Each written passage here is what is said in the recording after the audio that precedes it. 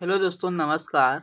मैं आज आपको फिजिक्स क्लास 12th देने जा रहा हूँ, जिसमें मैं आपको फिजिक्स के सारे इम्पोर्टेंट टॉपिक्स बताने जा रहा हूँ, जिससे आप तैयार कर लेंगे तो बोर्ड एग्ज़ाम के लिए आपकी बहुत अच्छी सी तैयारी हो जाएगी।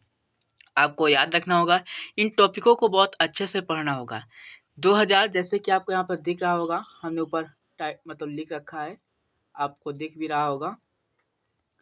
यहाँ पर दिख रहा होगा आपको, यहाँ पर दिख रहा होगा जैसा कि आप देख पा भी रहे होंगे। यहाँ पर आप देख पा रहे होंगे 2024 में पूछे जाने वाले मोस्ट इम्पॉर्टेंट क्वेश्चंस क्या है। 2024 में पूछे जाने वाले मोस्ट इम्पॉर्टेंट क्वेश्चंस या फिर टॉपिक। ठीक, जैसे पहला टॉपिक है, आप अगर देखना चाहें तो पहला टॉपिक जो है वो है आपका कूलाम का नियम। ठीक, और उसी चैप्टर से दूसरा, ये आपका चैप्टर फर्स्ट है, वैद्युत आवेश एवं क्षेत्र। उसका टॉपिक है कूलाम का नियम। दूसरा आपका टॉपिक है वैद्युत क्षेत्र की तीव्रता। ठीक है, ये दोनों टॉपिक आपके मोस्ट इम्पॉर्टेंट है। ठीक है, वैद्युत बल रेखाओं पर थोड़ा ध्यान दीजिएगा, लेकिन कम दीजिएगा। वैद्युत द्विध्रुव फोर्थ टॉपिक है। 5 नंबर है वैद्युत द्विध्रुव आघूर्ण। इन टॉपिकों पर भी आप बहुत ज़्यादा फोकस करिएगा, वेरी वेरी इंपॉर्टेंट टॉपिक्स हैं। ये जैसे आपका गॉस की प्रमेय हो गई, वैद्युत फ्लक्स हो गया, इन टॉपिक पर भी मोस्ट इम्पॉर्टेंट है, इन पर थोड़ा ज़्यादा फोकस करिएगा। और रेखीय आवेश घनत्व जैसे हो गया, पृष्ठीय आवेश घनत्व हो गया, इनको आप केवल क्या करिएगा, पढ़ लीजिएगा। क्या कर लीजिएगा, पढ़ लीजिएगा। मतलब मैंने आपको बताया यहाँ पर क्या, आप देख पा रहे होंगे, मैंने आपको बताया कि कूलाम का नियम, वैद्युत क्षेत्र की तीव्रता, वैद्युत द्विध्रुव आघूर्ण, वैद्युत द्विध्रुव, गॉस की प्रमेय, वैद्युत फ्लक्स। मतलब इन 9 टॉपिकों में से इन 9 इन 9 इन 9 टॉपिकों में से, मतलब 9 टॉपिकों में से आपको केवल 5 इंपॉर्टेंट है, जो कि वेरी वेरी इंपॉर्टेंट है।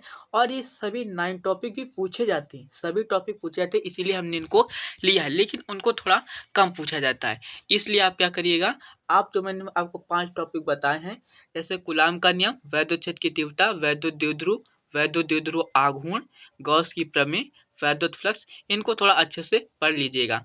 आगे मैं आपको बताता हूँ टॉपिक नंबर 10, वैद्युत विभव। जैसा कि आप देख पा रहे होंगे, वैद्युत विभव, समविभव पृष्ठ, विभव प्रवणता। मतलब आपका विभव, ये जो है आपका टॉपिक है वैद्युत विभव, ये तो आपका इम्पोर्टेंट है। समविभव पृष्ठ भी इम्पोर्टेंट है, विभव प्रवणता भी इम्पोर्टेंट है, संधारित्र की धारिता भी इम्पोर्टेंट है, धारा घनत्व भी इम्पोर्टेंट है, ओम का नियम भी इम्पोर्टेंट है। और ये जो आपकी प्रतिरोधकता है, क्या है आपकी प्रतिरोधकता, इसे हम लोग विशिष्ट प्रतिरोध भी कहते हैं। और सेल का विद्युत वाहक बल, क्या है, सेल का विद्युत वाहक बल। ठीक, सेल का विद्युत वाहक बल हो गया। फिर अगर हम आपको देखना चाहें, जैसे कि सेल का विद्युत वाहक बल, इसमें मैं आपको बता दूं वैद्युत विभव, सम विभव पृष्ठ अगर नहीं पूछेगा तो ऐसे पूछेगा कि सम विभव पृष्ठ जो होता है, सम विभव पृष्ठ होता है, इस पर वैद्युत बल रेखाएं जो होती है वो लंबवत क्यों होती हैं। दूसरा अगर क्वेश्चन बनाना चाहेगा तो पूछेगा कि सम विभव पृष्ठ पर जो बल रेखाएं होती हैं वो लंबवत क्यों होती हैं। वैसे ही आपके, जैसा कि आप देख रहे हैं, विभव प्रवणता भी इंपॉर्टेंट है, आपका धारिता, संधारित्र की धारिता भी इंपॉर्टेंट है, सभी इंपॉर्टेंट टॉपिक है। और ये आपके very very most important topic है। कैसे है, very very most important topic है। हम आगे चलना चाहेंगे। टॉपिक नंबर 18 है सेल का आंतरिक प्रतिरोध। ठीक, अब आप जब पढ़ रहे होंगे सेल का आंतरिक प्रतिरोध, तो सेल का आंतरिक प्रतिरोध तो पढ़ेंगे, और ये किन किन बातों पर निर्भर करता है ये भी आप पढ़ेंगे। ये वेरी वेरी मोस्ट इंपॉर्टेंट है। ठीक है, किरचॉफ के नियम हो गए, लॉरेंज बल हो गया, चुंबकीय द्विध्रुव आघूर्ण हो गया, एम्पियर का परपति नियम हो गया, ओमी या अनओमी चालक, और चल कुंडल धारा मापी। ठीक है, ये आपका लॉन्ग में हो जाएगा। ये जो आपका चल कुंडल धारा मापी है, ये आपका लॉन्ग में हो जाएगा ये। ठीक है, 5 मार्क्स का। और ये सभी आपके जो क्वेश्चंस हैं वेरी वेरी मोस्ट इम्पॉर्टेंट हैं, इनको अच्छे से तैयार करके जाइएगा आप। ठीक है, जिसमें सेल का आंतरिक प्रतिरोध मोस्ट इम्पॉर्टेंट, किरचॉफ के नियम लॉन्ग में मोस्ट इम्पॉर्टेंट, एम्पियर का परपति नियम 2 नंबर में मोस्ट इम्पॉर्टेंट। आप समझ रहे हैं ना मैं कैसे आपको बताना चाह रहा हूँ। ये मतलब वो टॉपिक है जो हर बार बोर्ड एग्जाम्स में पूछे जाते हैं, इसीलिए ये टॉपिक मैंने आपके लिए मतलब कि आप लोगों के लिए ही मैंने टॉपिक लिए हैं। ठीक है, इसके बाद आता है आपका नमन कोण या नति कोण। अब ध्यान रखिएगा, यहाँ पर जो आपका क्वेश्चंस बनेगा वो ऐसे बन सकता है कि नति कोण या नमन कोण। या तो आपसे पूछेगा कि नति कोण किसे कहते हैं, या आपसे पूछेगा नमन कोण किसे कहते हैं। दूसरा है दिक्पात कोण, फैराडे के वैद्युत चुंबकीय नियम, भंवर धाराएं, स्वप्रेरण गुणांक, अन्योन प्रेरण गुणांक, वैद्युत अनुनाद is a most important topic. आप समझ पा रहे हैं, ट्रांसफार्मर, वैद्युत चुंबकीय बलरेखा is a most important topic. ऊपर के आपके जो नमन कोण है, नति कोण है, और ये सारे जो सारे टॉपिक है इतने मोस्ट इंपॉर्टेंट टॉपिक हैं आपके कि आप जब अगर एक बार अवतार या विद्या कुछ भी आप जिससे पढ़ाई करोगे खोल के देखेंगे तो आपको खुद ही पता चल जाएगा कि ये जो टॉपिक मैंने ले रखे हैं आप लोगों के लिए बोर्ड एग्जाम के लिए कितने मोस्ट इंपॉर्टेंट टॉपिक है। ठीक है स्टूडेंट्स, अब मैं आगे के आपको टॉपिक दिखाना चाहूँगा, इसे इरेज कर लूँ थोड़ा सा।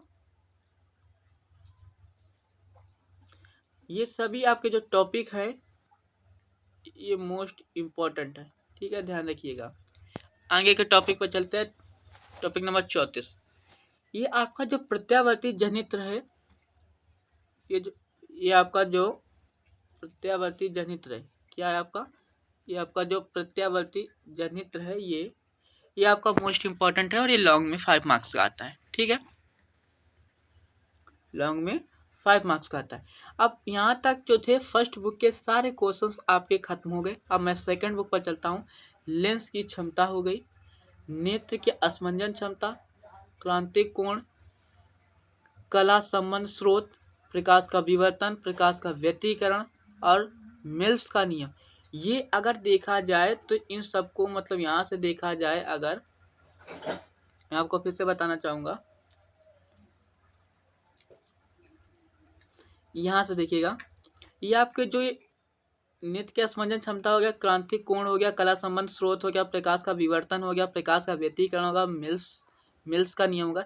ये आपके मोस्ट इंपॉर्टेंट क्वेश्चंस है, ये जो लगातार 2019 से लगातार पूछे जा रहे हैं। और जो प्रकाश की लेंस की क्षमता है ये आपका केवल 2020 और 22 में पूछा गया है।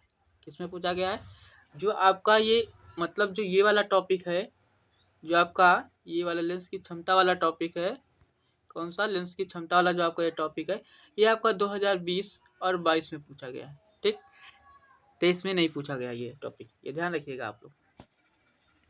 इसलिए हम आगे की ओर चलते हैं। और आगे का जो ये आपका जैसे यहाँ पर लिखा होगा, ये गलत सा टाइप हो गया है, तरंगार्घ, तरंगार्ध होता है, तरंग आग्र होता है। ठीक है, जो होता जो आपका सेम है वो तरंग आग्र होता है। यहाँ गलत प्रिंट आउट हो गया है। ठीक है, इसके लिए मैं आपको से सॉरी चाहता हूँ।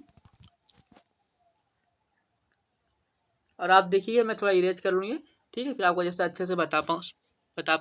फिर आपका आता है हाइगेंस के सिद्धांत। अब जब आप हाइगेंस के सिद्धांत पढ़ रहे होंगे तो आप यहाँ पर पढ़ेंगे कि हाइगेंस के सिद्धांत के द्वारा अपवर्तन की व्याख्या, ठीक है, प्रकाश के परावर्तन की व्याख्या, I बराबर R कैसे सिद्ध होता है। ठीक है, जो आपतन कोण इक्वल टू परावर्तन कोण, ठीक, ये कैसे सिद्ध होता है। और दूसरा होता है हाइगेंस के सिद्धांत के आधार पर अपवर्तन की व्याख्या, जो स्नेल का नियम जो होता है ये कैसे सिद्ध होता है, हम यहाँ पर देखेंगे। और ये भी आपके जो क्वेश्चंस बनेंगे लॉन्ग पे बनेंगे, मोस्ट इंपॉर्टेंट टॉपिक है। कार्यफलन हो गया, दहली आवृत्ति होगा, प्रकाश विद्युत उत्सर्जन होगा, दहली तरंगदैर्ध्य होगा, निरोधी विभव। निरोधी विभव केवल आपका 20 और 22 में पूछा गया, लेकिन जो ये आपके टॉपिक हैं, कार्यफलन हो गया, दहली आवृत्ति हो गई, ठीक है, प्रकाश वैद्युत उत्सर्जन हो गया और दहली तरंगदैर्ध्य हो गया। और ये मतलब आपके जो मैं बता दूं, मैंने जो टॉपिक ले रखे हैं वो इतने मोस्ट इम्पॉर्टेंट टॉपिक ले रखे हैं कि आप लोगों को तैयार करके ही जाना है। फिर मुझसे ना कहिएगा कि बोर्ड एग्जाम में कुछ फंसा नहीं। इसलिए आप लोग क्या करिएगा, इन सभी जितने भी मैंने टॉपिक ले रखे हैं इन सभी टॉपिकों को आप प्रिपेयर करके ही बोर्ड एग्जाम देने जाइएगा। अगर आप लोग चाहते हैं कि मैं बोर्ड एग्जाम में 95 मार्क्स गेन करूं फिजिक्स में, क्योंकि देखिए आपका 17 मार्क्स का पेपर होता है और 30 मार्क्स आपको स्कूल से मिलते हैं, तो वो आपके 30 मार्क्स आपको स्कूल से मिलेंगे। अगर आप चाहते हैं बोर्ड में कि मैं 70 में 65 नंबर गेन करके इसे पूरा 95 बनाना चाहूँ, तो आप इन टॉपिकों को बहुत अच्छे से पढ़िएगा, ठीक है। इसके बाद मैं आगे चलना चाहूँगा। फिर आता है प्रकाश वैद्युत उत्सर्जन के नियम। अब जैसे हमने अभी पढ़ रखा था प्रकाश वैद्युत उत्सर्जन क्या होता है, और यहाँ पर प्रकाश वैद्युत उत्सर्जन के नियम, ये वाला क्वेश्चंस और वो वाला क्वेश्चंस मिलाकर आपसे पूछ देगा 3 मार्क्स में। ध्यान रखिएगा, नियम आप ज़्यादा ना तैयार करिएगा, नियम केवल आप 2 या 3 ही तैयार करिएगा, ठीक है। और प्रकाश वैद्युत उत्सर्जन की परिभाषा, जो आयनन विभव होता है, बोर का जो मॉडल होता है या परमाणु रदरफोर्ड का मॉडल होता है, नाभिकीय संलयन, नाभिकीय विखंडन, समस्थानिक समभारिक और नाभिकीय रिएक्टर, ये सभी मोस्ट इंपॉर्टेंट टॉपिक है। ये ध्यान रखिएगा कि अगर बोर का परमाणु मॉडल आएगा तो रदरफोर्ड का परमाणु मॉडल नहीं आएगा, और अगर रदरफोर्ड का परमाणु मॉडल आपके एग्जाम में आएगा तो बोर का परमाणु मॉडल नहीं आएगा। कभी भी पेपर में आप देखेंगे कि दोनों क्वेश्चंस एक साथ नहीं रखे जाते हैं। क्या होता है, कभी भी पेपर में दोनों क्वेश्चंस एक साथ नहीं रखे जाते हैं। इसलिए इन और ये सभी जो टॉपिक हैं, ये जो आपके टॉपिक हैं, ये सभी very very most important topic हैं। कैसे हैं, very very most important topic है, इनको तैयार करिएगा। फिर से मैं बोल रहा हूँ और आगे मैं चलता हूँ। देखेंगे आप क्वेश्चन नंबर 57 है, ठीक है। क्वेश्चन नंबर 57 जो आपका है, ऊर्जा बैंड के आधार पर चालक अचालक अर्धचालक, वेरी मोस्ट इम्पोर्टेंट, ठीक।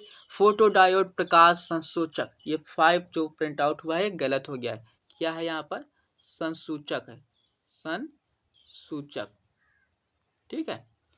और पीएन संडी डायोड, सौर मतलब सौर सेल कार्य प्रणाली, और जो अर्धचालक चैप्टर है, इससे लॉन्ग क्वेश्चंस हमेशा आता है। ये आप ध्यान रखिएगा कि जो आपका लास्ट का सेकंड बुक का जो चैप्टर्स है, लास्ट का जो सेकंड बुक का आपका जो चैप्टर्स है अर्धचालक इलेक्ट्रॉनिक करके, उससे आपका एक लॉन्ग क्वेश्चंस आएगा ही, एक नहीं बल्कि 2 आएगा। इसीलिए आप कम से कम उस चैप्टर्स के 2 या 3 लॉन्ग तैयार करिएगा, ठीक।